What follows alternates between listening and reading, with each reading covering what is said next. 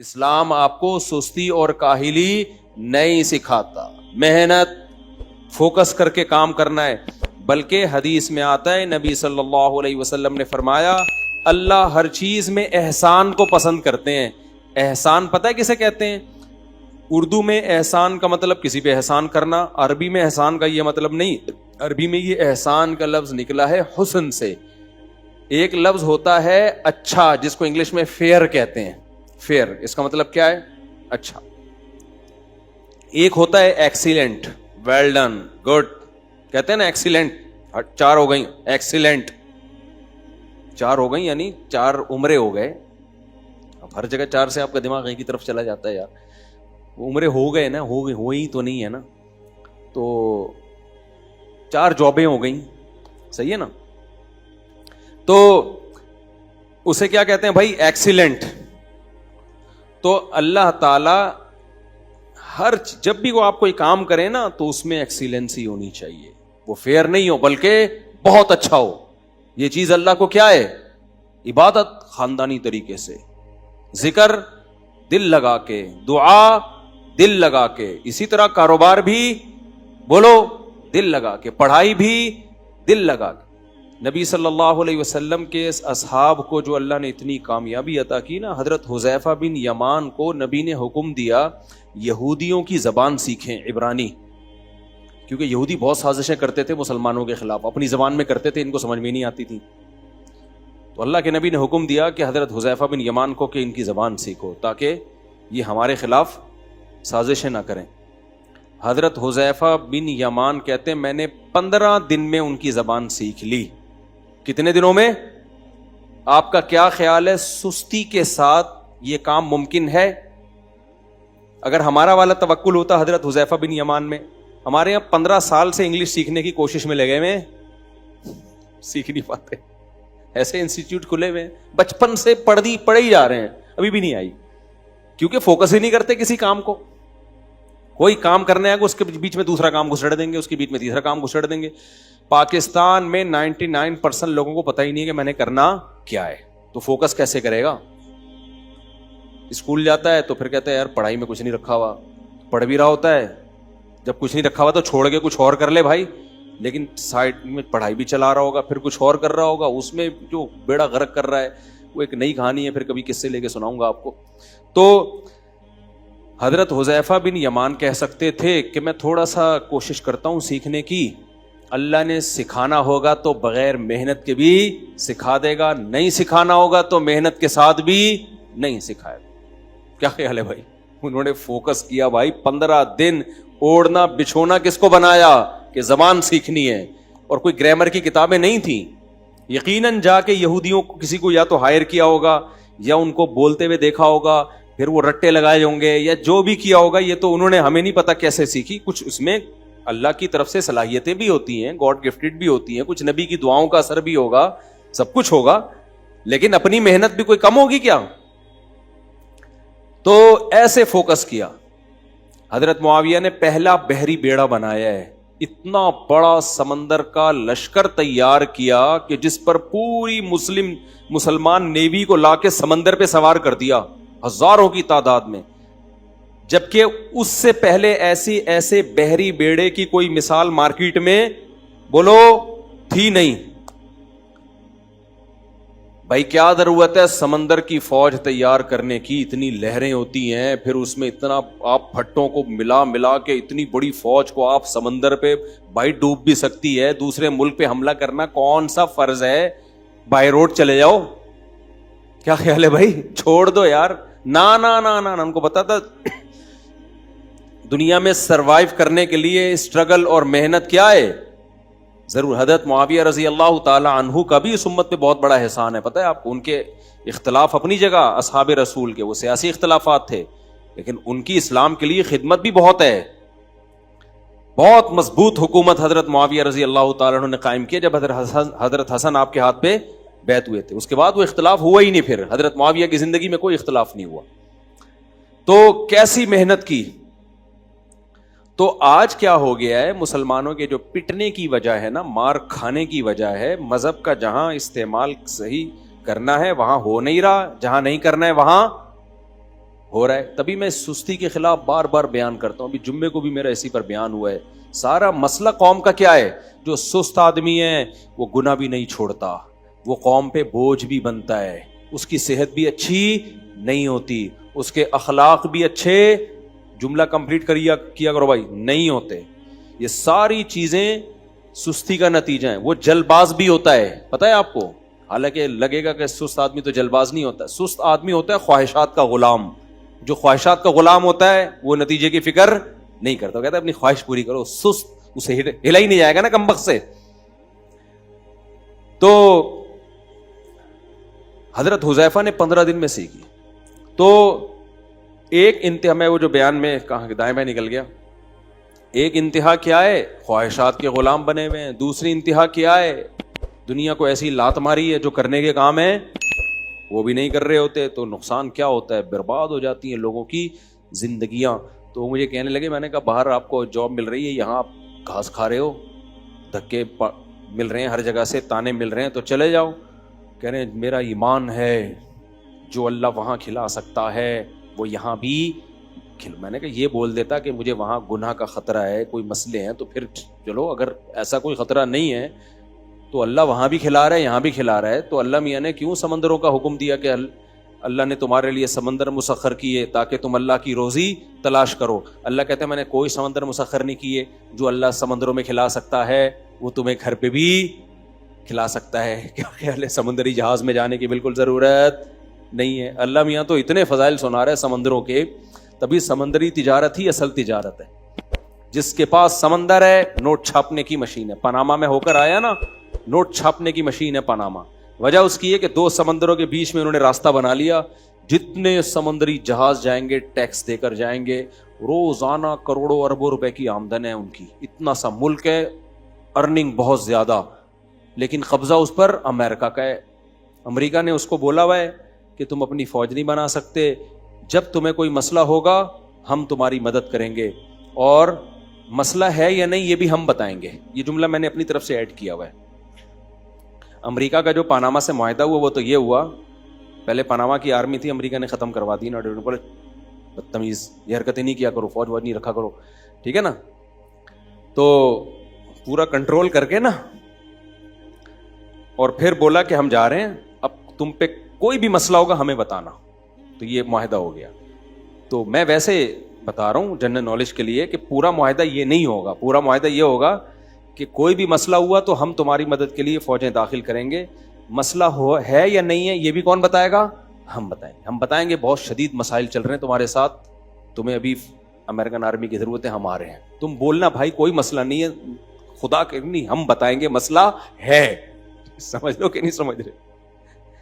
یہ بالکل ایسا ہی ہے جیسے ہم صدر میں نا, بچپن میں ہمارا کالج تھا نا ایس ایم سائنس کالج, تو صدر کی طرف بھی نکل لیتے تھے.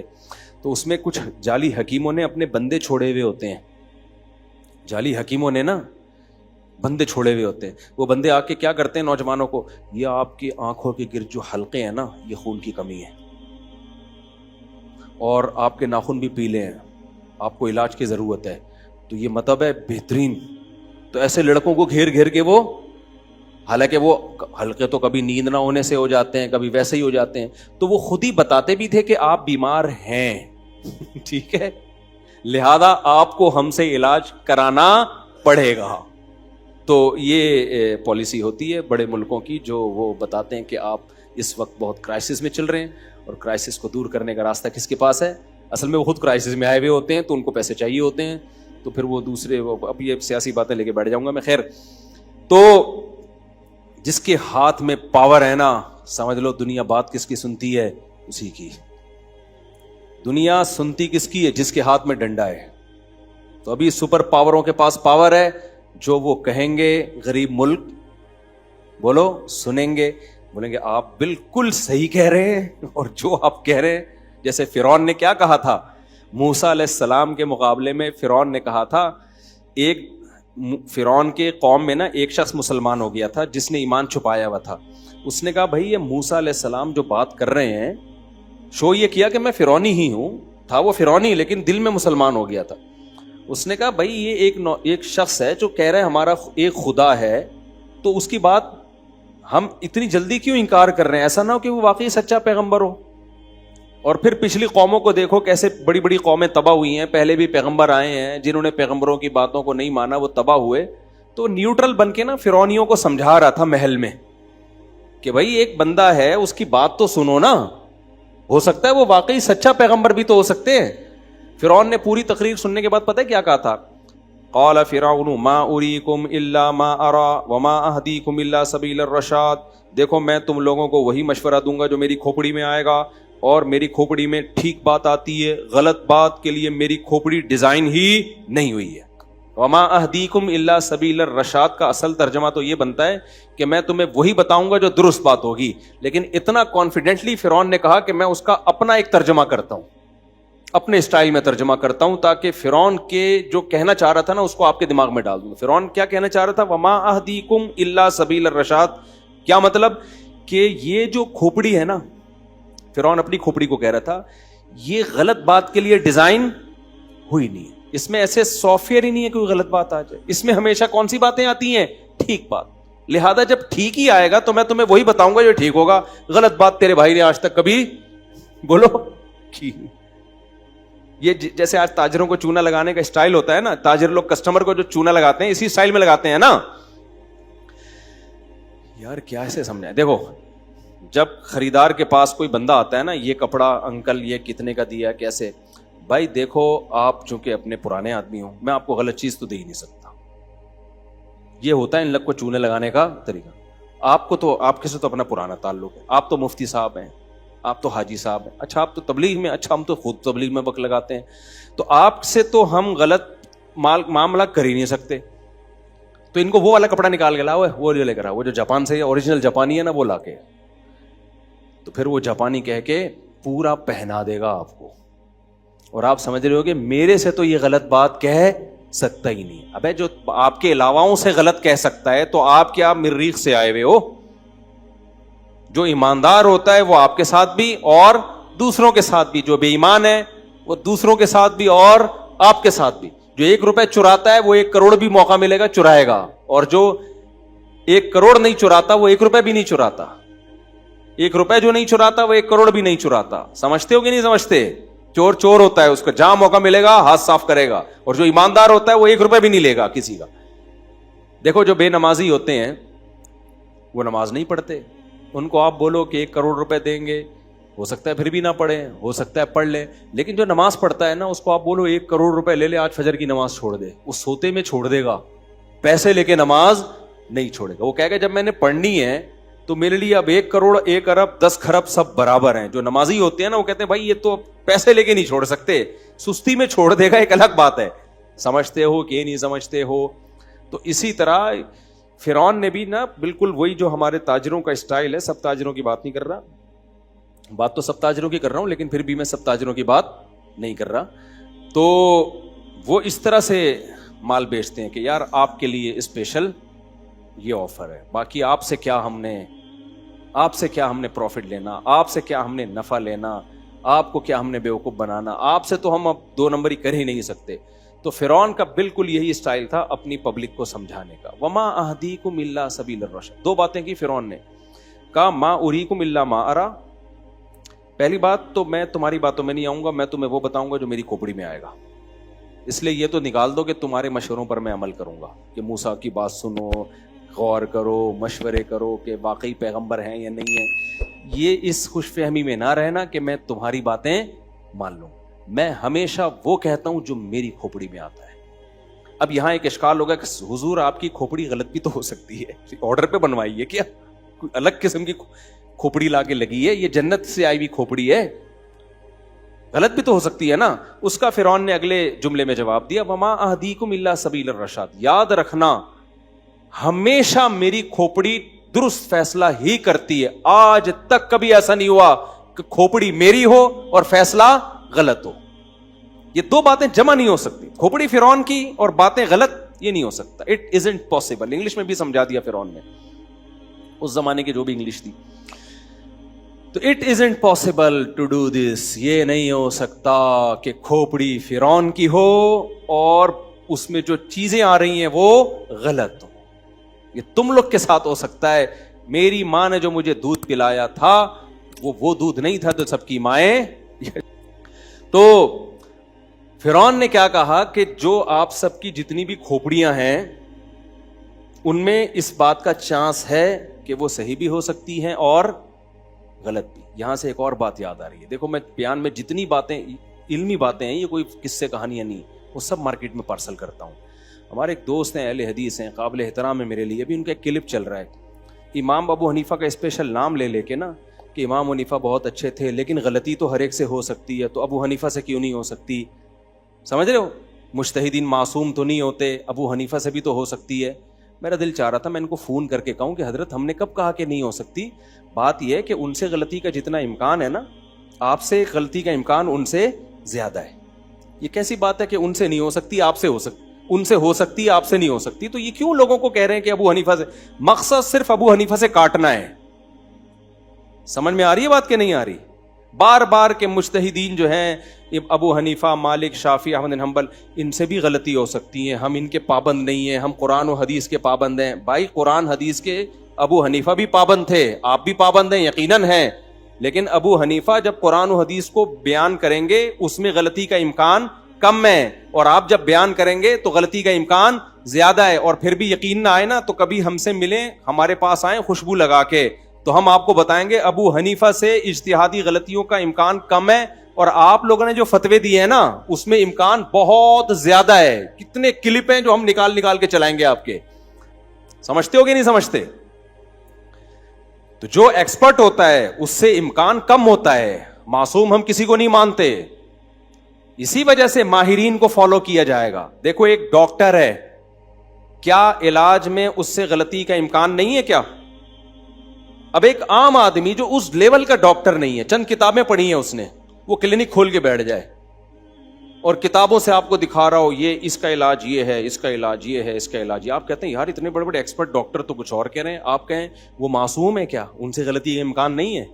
تو آپ جواب میں کیا کہیں گے؟ بھائی یقیناً ہے، لیکن ان سے امکان کم ہے، آپ سے امکان زیادہ. ایک بات یہ. دوسری بات یہ، ایک غلطی کا اہل ہے اور ایک غلطی کا اہل ہی نہیں ہے. حدیث میں آتا ہے جب کوئی مجتہد اجتہاد کرتا ہے تو اگر درست نتیجے تک پہنچے تو 2 اجر، غلط نتیجے پہ پہنچے پھر بھی 1 اجر، کیونکہ وہ مجتہد ہے، وہ ایکسپرٹ ہے، اس کو پورا قرآن ساری حدیثیں آتی ہیں اور اللہ نے اس کو ذہانت دی ہے، اپنی پوری صلاحیتیں استعمال کر کے بھی اس سے غلطی ہو گئی تو معاف. لیکن ایک آدمی ایکسپرٹ نہیں ہے تو وہ غلطی کا اہل ہی نہیں ہے، وہ غلطی کرے گا تو بھی پکڑا جائے گا، غلطی نہیں کرے گا تو بھی پکڑا جائے گا. وہ نہیں آئی میرا خیال ہے بات. دیکھو ایک ڈاکٹر ہے ایکسپرٹ، علاج میں اس سے غلطی ہو جائے، ہو سکتی ہے، اس کو پھانسی نہیں ہوگی، پھانسی نہیں ہوگی، اس کو تھوڑا بہت ہوگا، بھائی ڈاکٹر ہے، ہو جاتا ہے. لیکن ایک ایکسپرٹ نہیں ہے اور وہ ٹیکے ٹھوک رہا ہو لوگوں کے، اسے ایک ٹیکے سے بھی بندہ مر گیا نا سیدھا لٹکانے کا کیس ہے. سمجھ رہے ہو کہ بھائی تو اہل ہی نہیں ہے. نہیں آئی میرا خیال ہے بات. اور اگر وہ ٹیکے ٹھیک بھی لگ گئے پھر بھی حکومت اس کو پکڑے گی کہ تجھے کس نے اتھارٹی دی ہے کہ تو علاج کر لوگوں کا، تیرے پاس اتھارٹی کیا ہے؟ تو آج جو اسکالرز آ رہے ہیں نا، مجھ سمیت، میں اپنے آپ کو بھی داخل، یہ اتنے ماہر نہیں ہے کہ آپ ان کو اپنا باپ بنا لو قرآن و سنت میں. یہ ہم جیسے ہی ہیں سارے آڑے ترچے. اتنے اب ماہرین گزر چکے ہیں جو مجتہدین کی صورت میں، ان لوگوں میں وہ صلاحیت نہیں ہے. میں بھی اس میں داخل ہوں.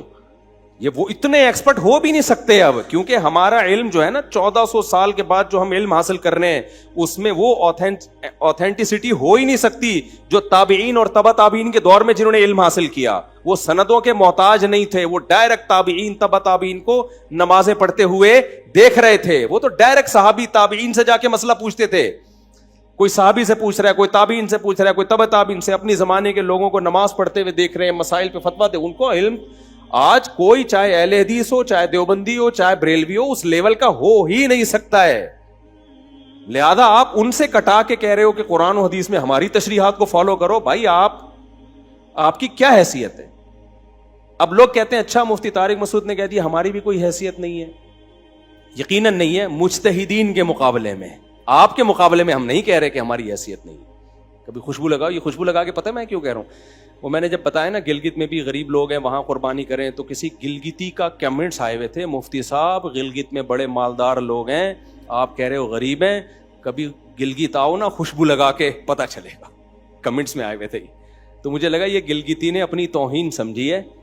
میں نے بھائی سارے گلگتیوں کو غریب نہیں کہا, سارے چترالیوں کو غریب نہیں کہا. بڑے بڑے کروڑ پتی ارب پتی لوگ چترال گرگت میں ہیں جن کو ہم بھی جانتے ہیں. 4 بیویاں لے کے 4 گاڑیاں لے کے گھوم رہے ہیں. ایسے ایسے کروڑ پتی لوگ ہیں, اور وہاں تو شادیوں کا رواج بھی زیادہ ہے. تو میں نے ان لوگوں کے لیے کہا تھا جو غریب ہیں. اب سوال پیدا جب ہیں تو کراچی سے ان کے لیے گوشت کیوں جا رہا ہے؟ اس لیے کہ کراچی میں قربانی زیادہ ہوتی ہے, تو ان لوگوں کو ترغیب دی ہے کہ پہاڑی علاقے ہیں تو وہاں تک لوگ گوشت کم پہنچاتے ہیں, تو آپ بھی پہنچا دیں. یہاں تو غریبوں میں, کراچی میں بھی بہت سارے غریب ہیں نا, یہاں تو مل جاتے ہیں, ان علاقوں میں شہروں سے کم جاتا ہے. تو کسی گلگت والے کو یہ کہنا نہیں کہ گلگت میں جو ہوگا غریب ہوگا. تو وہ خوشبو لگا کے نا مجھے آ گیا, کسی نے نیچے طنز کیا ہوا تھا, مفتی صاحب ادھر کوئی غریب نہیں ہے یا غریب نہیں ہوتے, یہاں دولت دیکھنی ہے تو کبھی گلگت آؤ خوشبو لگا کے. سمجھ رہے ہو؟ میں نے سوچا تھا اس کا میں جواب دوں گا کہ بھائی کیوں غلط بیانی کر رہے ہو میرے بارے میں. اچھا خیر, کیا بات چل رہی تھی وہ جلدی جلدی ہم نمٹائیں بات کو, بیان ٹائم ہے بہت ہوتا ہے یار ہمارا آج کل. بات کیا چل رہی تھی؟ ہاں, تو غلطی کا امکان کس میں کم ہے کس میں زیادہ ہے. اور پھر بعض مسئلوں میں تو چاروں امام ایک طرف ہوتے ہیں, ابو حنیفہ بھی, امام مالک بھی, امام شافعی بھی, امام احمد بھی. یار اتنے بڑے بڑے چاروں ایک طرف ہیں, ایک مسئلے پر جمع ہیں, اور آپ ایک مارکیٹ میں نئی رائے لے کر آ رہے ہو, اور آپ کہہ رہے ہو ان سے وہ معصوم تھوڑی غلطی کا امکان ہے. بھائی چاروں کا اتفاق ہو کے بھی غلطی کا امکان ہونا بہت مشکل ہے. اس میں تو جیسے 3 طلاق کے مسئلے میں, تراویح کے مسئلے میں, اس کا مطلب آپ سے گڑبڑ ہوئی ہے, اس میں ان سے نہیں ہوئی ہے. تو خیر, تو فرعون نے کیا کہا, ما اریکم الا ما ارا. ہاں میں یہ بات مکمل کر لوں کہ ہم مجتہد نہیں ہیں, میں کبھی بھی نہیں اپنے آپ کو مجتہد کہتا, تو ہماری کوئی حیثیت نہیں ہے, لیکن کس کے مقابلے میں؟ مجتہدین کے. آج کل کے اسکالرز کے مقابلے میں کی بات کر رہے ہو, تو پھر اس میں ہم نہیں کہتے کہ ہماری کوئی حیثیت نہیں ہے. اگر حیثیت نہ ہوتی تو ہم آپ کو فالو کر رہے ہوتے اور آپ کی باتوں اور نعروں سے متاثر ہو جاتے. ہم سمجھتے ہو؟ تو اس لیے ان اسکالرز کو فالو مت کریں, خدا کی قسم بڑی گمراہیاں پھیلا رہے ہیں. ہر شخص بے لگام اونٹ کی طرح نا قرآن و سنت کے نام پہ لوگوں کو کچھ بھی گھول کے پلا رہا ہے. اس کا فتویٰ الگ, اس کا فتویٰ الگ, اس کا فتویٰ الگ, اس کا فتویٰ الگ, ایک عجیب طوفان مچا ہوا ہے. تو خود تھوڑے دنوں میں وہ اہل حدیث عالم ہی پریشان ہوتا ہے اس سے کہ یہ کیا ہو گیا, یہ ہمارا شاگرد ہے, ہم ہی نے اس کو تقلید سے ہٹایا تھا, اب یہی ہمارا باپ بن گیا ہے. اہل حدیثوں میں اس کی بہت مثالیں ملتی ہیں کہ یہ تو بے لگام ہو گیا. بھائی آپ نے ہی تو بے لگام کیا ہے, آپ نے تو کہا فقہ شکہ کچھ نہیں ہوتا, بس قرآن حدیث جس کی جو سمجھ میں آئے. قرآن حدیث میں کچھ مسائل بہت واضح ہیں, کچھ مسائل کیا ہیں, اختلاف ہے اس میں. جو اختلافی مسائل ہیں وہ اتنے آسان ہوتے تو اختلاف کیوں ہوتا ان کے اندر؟ اس میں آپ عوام کو بے لگام چھوڑ دو تو بیڑا غرق ہوگا. اب طلاق میں تو ایسا بیڑا غرق ہوا ہے نا, وہ 3 طلاقیں جس نے دی ہوئی ہیں وہ ادھر سے فتویٰ لے رہا ہے, بیوی ادھر سے فتویٰ لے رہی ہے, وہ ادھر سے, کوئی کہہ رہا ہے 1 بھی نہیں ہوئی, کوئی کہہ رہا ہے 3 ہوئی ہیں, کوئی کہہ رہا ہے 2 ہوئی ہیں. سب کچومبڑ بنا کے رکھ دی ان لوگوں نے. یہ تو لوگ کچھ دن کے بعد دین سے بیزار ہو جائیں گے. خواہشات کی بیس پہ جو ہے نا مسلک بدلنا یا علماء کی آراء کو فالو کرنا کہ وہ آسان لگ رہی ہے, اس کا مطلب پتہ ہے کیا ہے؟ اس کا مطلب علامہ ابن تیمیہ نے لکھا ہے, اس کا مطلب یہ کہ جو آپ نے شریعت کا قلادہ تھا نا آپ کے گلے میں, وہ آپ نے اتار کے رکھ دیا. اب آپ عابد نہیں ہو, عبادت میں اللہ کے غلام نہیں ہو, اب آپ اپنی خواہش کے غلام. اب آپ یہ نہیں دیکھ رہے کہ صحیح کیا ہے غلط کیا ہے, اب آپ یہ دیکھ رہے ہو آسان کیا ہے. تو ایسے تو بہت سارے اقوال مل جائیں گے آپ کو. ایک صاحب نے مجھے بھیجا, میں نے ان کو بتایا نا, وہ فقہ حنفی کو فالو کرتے ہیں, میں نے ان کو بتایا کہ یہ ایسے جائز نہیں آپ کے لیے. انہوں نے کہا میں اس بارے میں عربی عالم کی رائے لے رہا ہوں. میں نے کہا کیوں لے رہے ہو رائے آپ؟ پھر اس مسئلے میں بھی عرب عالم کی رائے لو. اس میں مشکل تھی ان کی رائے. کہہ رہے نہیں میں اس میں نہیں لوں گا, کیونکہ جس عالم کی رائے کو میں فالو کر رہا ہوں انہوں نے مجھے بتایا ہے کہ نبی صلی اللہ علیہ وسلم کے سامنے جب بھی 2 معاملات آتے, ایک مشکل ایک آسان, اختار ایسرہما, آپ آسان کو لیتے مشکل کو چھوڑ دیتے. تو اس عالم نے مجھے کہا ہے کہ بھائی جہاں آسانی نظر آئے اس کو لے لو. میں نے کہا یہی اس عالم کے فارغ ہونے کی دلیل ہے کہ ایک حدیث جو اس کو فیور کر رہی تھی وہ لے لی, جو ان کے اگینسٹ جا رہی ہے وہ نہیں لی. میں نے کہا بخاری کی حدیث میں آتا ہے کہ اللہ کے نبی صلی اللہ علیہ وسلم نے فرمایا حلال بھی واضح حرام بھی واضح, اس کے درمیان کچھ چیزیں مشتبہات میں سے ہیں, تو جو مشتبہات سے بچے گا وہ حرام سے بھی بچ جائے گا. حدیث کا مفہوم ہے. تو میں نے کہا اب جب اختلاف ہو گیا تو مشتبہ تو ہو گیا نا, پھر اس حدیث کا تقاضا یہ ہے کہ جو احتیاط والا قول ہے اس کو لے لو. کیا خیال ہے؟ میں نے کہا یہ کیا بات ہے کہ وہ عالم وہ حدیث سنا رہے ہیں کہ نبی آسانی کو ترجیح دیتے تھے, وہ حدیث جس میں احتیاط پر عمل کرنے کا حکم دیا جا رہا ہے, آپ اس حدیث کو کیا کر رہے ہو, آپ اس کو چھوڑ رہے ہو آپ. میں نے کہا اس حدیث کا یہ مطلب نہیں ہے ایسرہما, جب بھی آپ لیتے تو آسان چیز کو لے لیتے, یہ مطلب نہیں ہے کہ جب دو مجتہدین کا اختلاف ہو تو پھر جو آسان قول ہوگا اس کو لیا جائے گا, یہ نہیں ہے. اس بے راہ روی کا پتہ ہے نتیجہ کیا نکلا ہے؟ جو قرآن و سنت کے نام پہ پبلک کو بے لگام اونٹ کی طرح کر دیا نا لوگوں نے, مجتہدین کا اور فقہ کا پابند نہیں بنایا, اس کا نتیجہ میں ابھی لکھ کے دے رہا ہوں, 20-30 سال کے بعد متا حلال ہو جائے گا. اور اسکالرز نے اس پہ قلم اٹھانا شروع کر دیا ہے. آپ قرآن و سنت کو اگر صحابہ اور فقہا سے ہٹا کے سمجھو گے نا تو گمراہی ہی گمراہی ہے. بیچ سے اگر آپ ان اسلاف کو, مجتہدین کو اور صحابہ کو نکال دیا تو پھر کیا ہے؟ گمراہ. ابھی ایک اہل حدیث عالم کا متا کے خلاف بیان آیا, بہت اچھا بیان تھا ان کا, لیکن میرا دل چاہ رہا تھا میں ان سے بولوں کہ حضرت جو شیعہ لوگ جو متا سمجھتے ہیں, ٹیمپریری نکاح, 2 گھنٹے کی شادی, 1 ہفتے کی شادی, ہماری نظر میں اس میں اور زنا میں کوئی بال برابر بھی فرق نہیں ہے, بلکہ زنا سے بدتر ہے. اس لیے کہ زنا میں آپ 2 بندوں کو گواہ نہیں بناتے, اس میں آپ 2 بندوں کو گواہ بنا کے زنا کر رہے ہو کہ گواہ رہنا 2 گھنٹے کا ہمارا ایگریمنٹ ہے. اس ٹائم کو بڑھانے سے کوئی فرق تھوڑی پڑے گا, 2 گھنٹہ بھی ہو سکتا ہے, 2 مہینہ بھی ہو سکتا ہے. گرل فرینڈ کے ساتھ بھی تو کچھ نہ کچھ ایگریمنٹ ہوتے ہیں نا. او بھائی جان, امریکن میں جب جاپان میں تھا نا, تو ایک امریکی جاپان آیا ہوا تھا, تو مجھے لوگوں نے بتایا اس نے میسج چھوڑا ہوا ہے اپنی آئی ڈی سے کہ مجھے 1 ہفتے کے لیے گرل فرینڈ چاہیے کرائے پر, میں 1 ہفتہ ٹور پہ آیا ہوں تو کوئی جیپنی گرل فرینڈ مل جائے گی. جیسے ہم ہوتے ہیں نا, جا رہے ہیں کہیں 1 ہفتے کے لیے ٹیکسی چاہیے, 1 ہفتے کے لیے رکشا چاہیے, تو گورے کو 1 ہفتے کے لیے کیا چاہیے تھی؟ Girl friend. تو کرائے پہ ملتی ہیں وہاں پہ؟ نہیں آئی میرا خیال ہے بات. وہاں گرل فرینڈ پوری دنیا میں ہے. اب ایسا نہ ہو آپ سب نکل لو یہاں سے بیان کے بعد. 1 ہفتے کے لیے 2 ہفتے کے لیے گرل فرینڈ ملتی ہے, کس پر؟ کرائے پر. پوری دنیا کو گواہ بنا رہا ہے وہ. خالصتاً زنا ہے یا نہیں ہے؟ بلکہ بدترین زنا, صرف زنا نہیں, بدترین, کہ حرام کاری بھی کر رہے ہو اور دنیا کو اس پہ گواہ بھی بنا رہے ہو. جتنے لوگوں کو گواہ بناؤ گے اتنے بڑے مجرم ہوگے.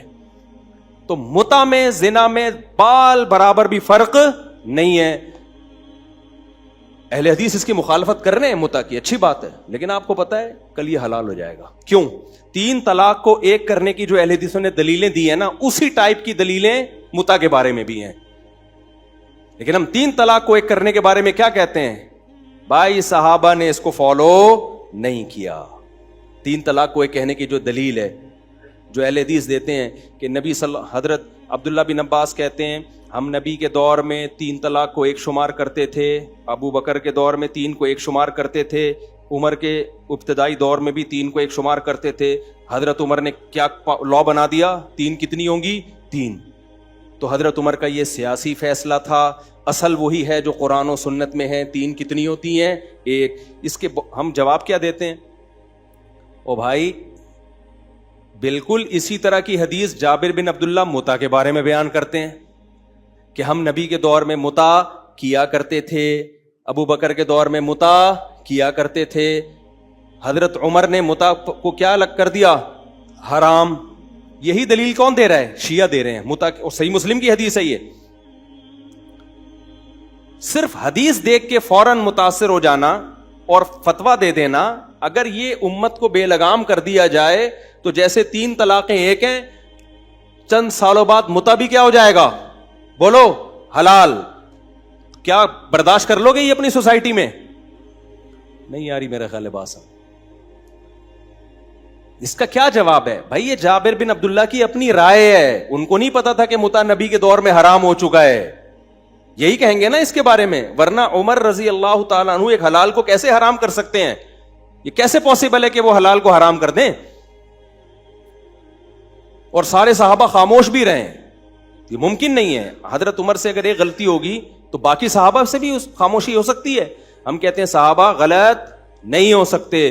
تو جیسے صحابہ نے حضرت عمر کے متع کو حرام قرار دینے والے قانون کو مانا ہے, ایسے ہی صحابہ نے حضرت عمر کے 3 کو 3 کہنے والے قانون کو بھی مانا ہے. تو نہ اس میں صحابہ غلط نہ اس میں غلط. تو جو متع والی حدیث کا جواب ہے وہی 3 طلاق والی حدیث کا بھی جواب ہے. اب متع والی حدیث کا کیا جواب ہے؟ ہم کہتے ہیں یار سب صحابہ حرام سمجھتے تھے, تو کیا جواب ہے اس کا؟ جواب یہی ہے بھائی متع نبی کے دور میں حرام ہو گیا تھا, عین ممکن ہے جابر بن عبداللہ کو پتا نہ چلا ہو. تو حضرت عمر نے کوئی نیا کام نہیں کیا, کیونکہ متع کیسے حرام ہے قرآن سے پتہ چلتا ہے. قرآن کہتا ہے الا علی ازواجہم او ما ملکت ایمانہم, مرد کے لیے اپنی خواہش پوری کرنا اپنی بیوی کے علاوہ کوئی راستہ نہیں ہے جس سے انسان متع کرتا ہے. دنیا کی کسی کتاب میں اس کو بیوی نہیں کہا جاتا. سمجھ میں نہیں آ رہی میرا خیال بات؟ قرآن کہہ رہا ہے آپ کے پاس آپشن کس کا ہے؟ صرف وائف کا, بیوی کا آپشن ہے. پھر نبی صلی اللہ علیہ وسلم نے بار بار اس عمل کو حرام قرار دیا ہے, لیکن اس وقت میڈیا کا ایسا دور تھوڑی تھا. زمانے جاہلیت کی ایک رسم تھی, چلتی چلی آ رہی تھی, لوگ پھر بھی متع کر رہے تھے, ان کو نہیں پتا تھا کہ یہ حرام ہو گیا ہے.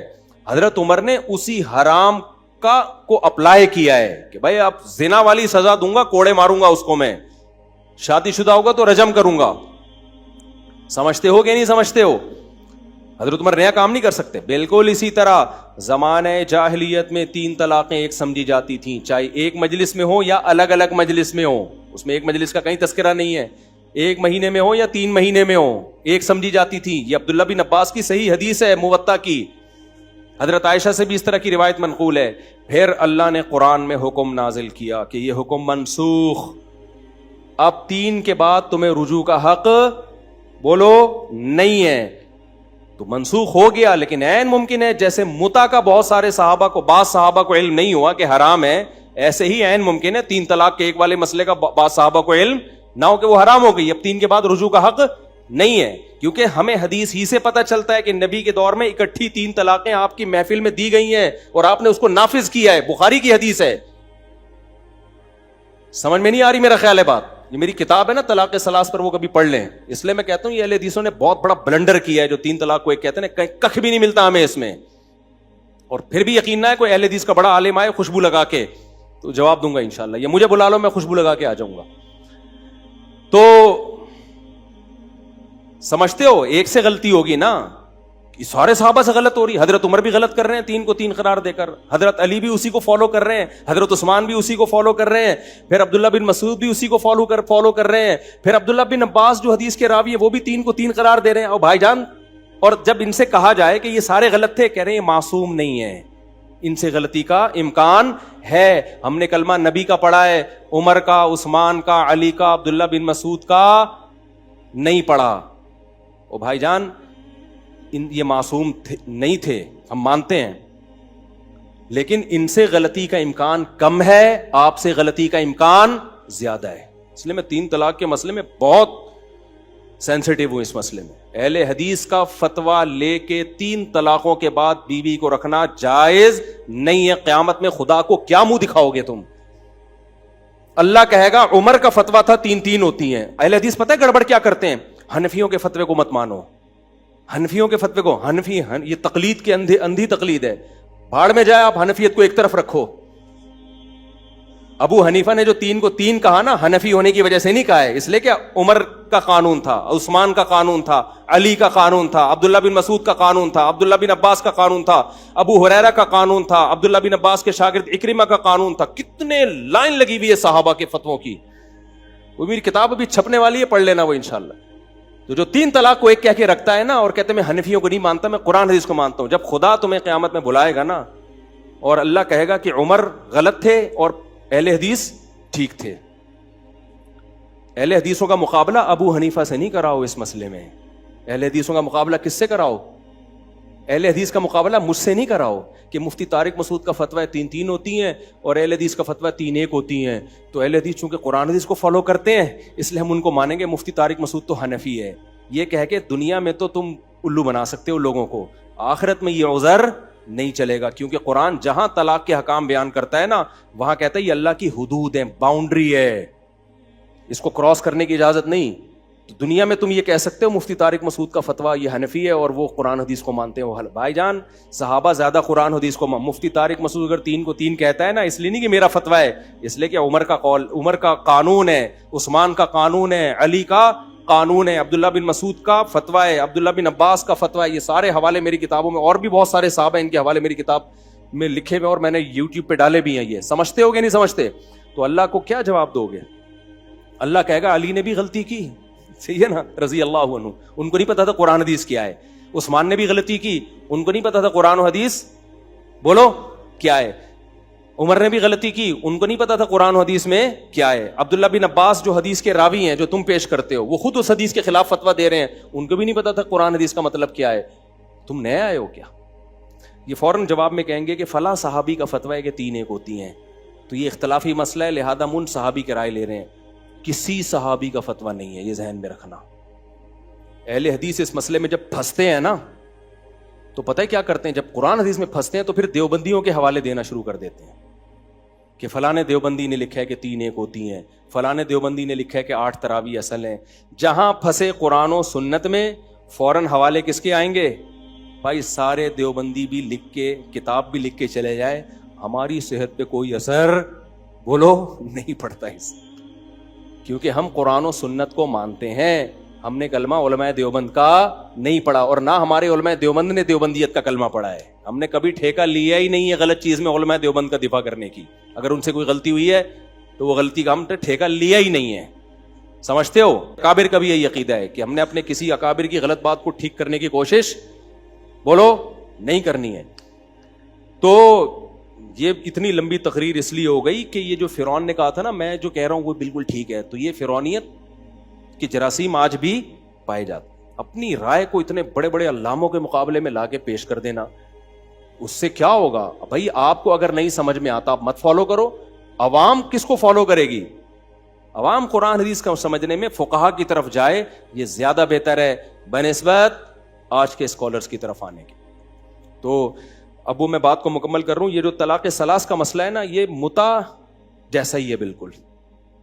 جیسے 3 طلاق پر حدیث ہے کہ نبی صلی اللہ علیہ وسلم کے دور میں 3 ایک ہوتی تھی. ہم کہتے ہیں بھائی صحابہ تو سب 3 کو 3 کہہ رہے ہیں یار, تمہارا تو اگر ہوتی تھی تو نبی کے مشورے سے تھوڑی ہوتی تھی. عمار ابن یاسر کہتے ہیں ہم نبی کے دور میں یہاں تک تیمم کرتے تھے, ادھر تک. کوئی قائل ہے یہاں تک تیمم کا؟ بولو نا. اور صرف دور میں نہیں, حدیث میں آتا ہے نبی کی معیت میں, نبی کی موجودگی میں ہم نے یہاں تک تیمم کیا ہے. کوئی بھی اس حدیث کو نہیں مانتا. کہتے ہیں بھائی کیا ہے, اس وقت ہو سکتا ہے نبی نے تنبیہ نہ کی ہو, لیکن ہمیں جو نبی سے ملتا ہے وہ کہاں تک تیمم ملتا ہے؟ یہاں تک ملتا ہے. تو وہ کہہ رہے ہیں ہمارے ابن یاسر نے کیا ہے تو ان کا اپنا ذاتی عمل ہے. تو اس طرح جابر عبداللہ کہتے ہیں ہم نے نبی کے دور میں متع کیا, عمر نے روک دیا. ہم کہتے ہیں آپ نے ہو سکتا ہے کسی صحابی نے کیا ہو, نبی کے علم میں نہ آیا ہو, لیکن بعد میں جب صحابہ ایک چیز پہ جمع ہو گئے, حضرت عمر قانون سازی کر رہے ہیں. بعض صحابہ سے یہ بھی منقول ہے, وہ کہہ رہے ہیں متع کرے گا رجم کریں گے. اور عقل بھی کیا کہتی ہے کہ اسلام میں ایسی بے غیرتی کی اجازت نہیں ہونی چاہیے.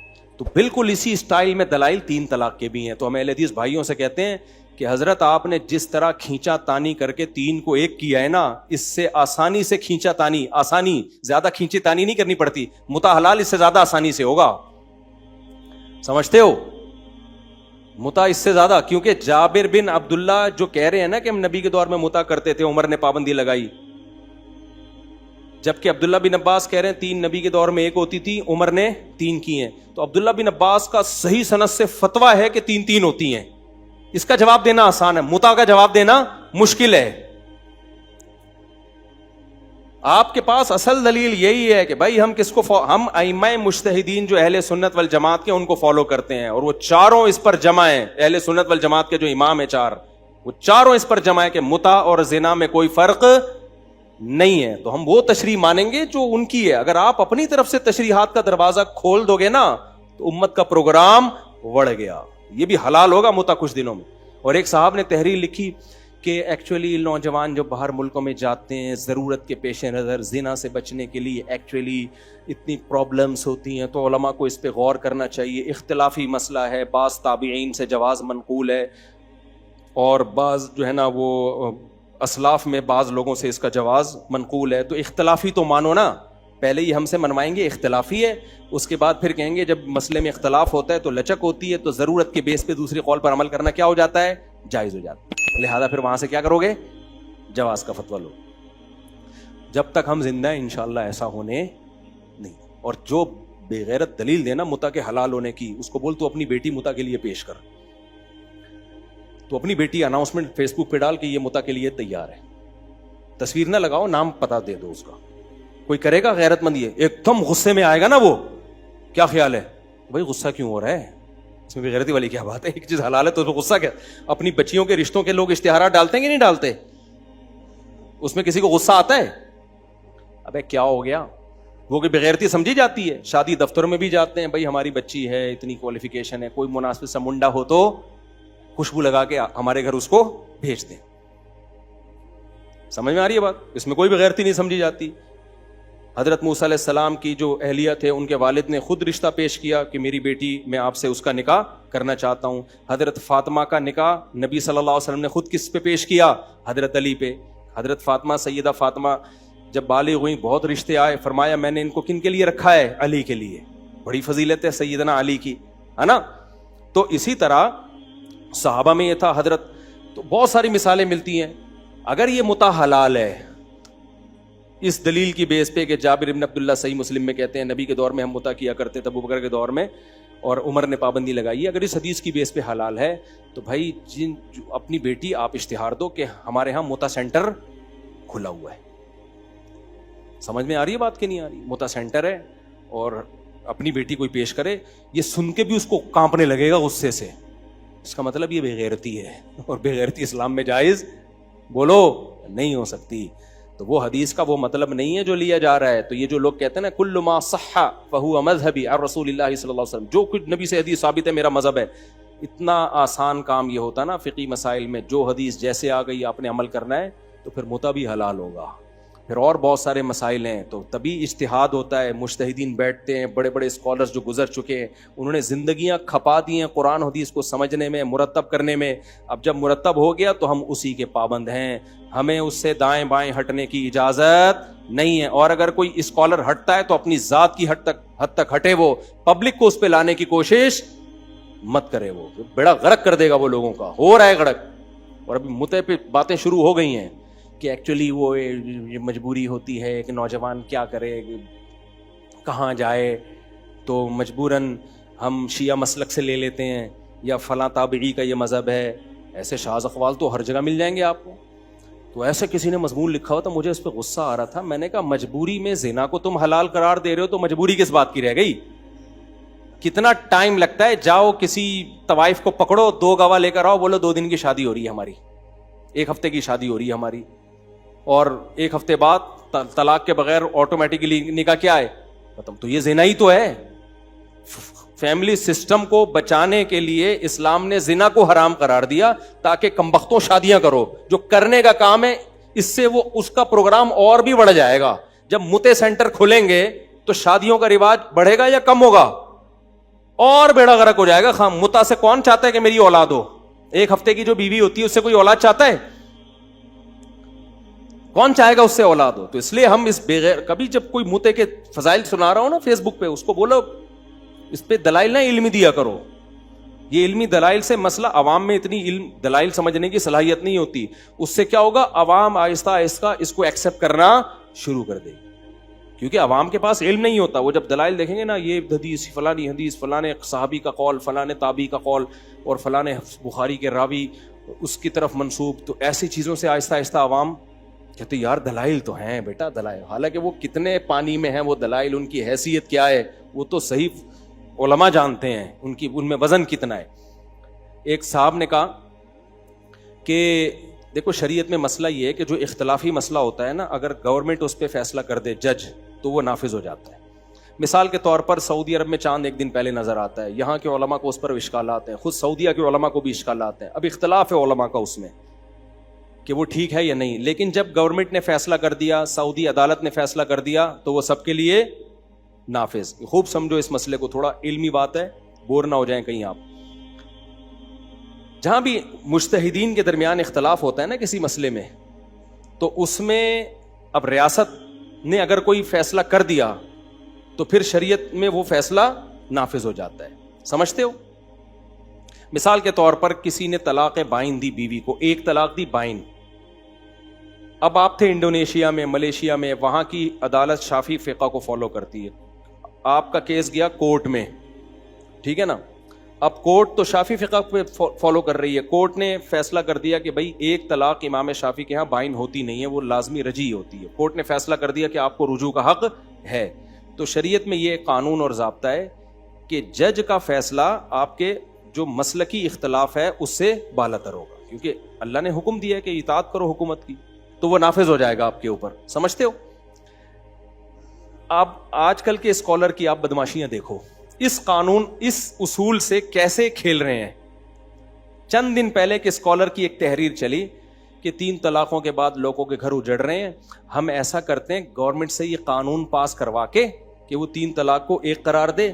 پھر یہ قانون جب پاس ہو جائے گا تو پھر یہ ہوگا یہ کہ پھر کوئی حنفی, شافعی, مالکی, حنبلی جتنے بھی مسلمانوں کے مسلک ہیں نا, جب بھی 3 دیں گے تو ہوں گی کتنی, وہ گورنمنٹ کے قانون کی وجہ سے کتنی ہوں گی, 1 ہوگی.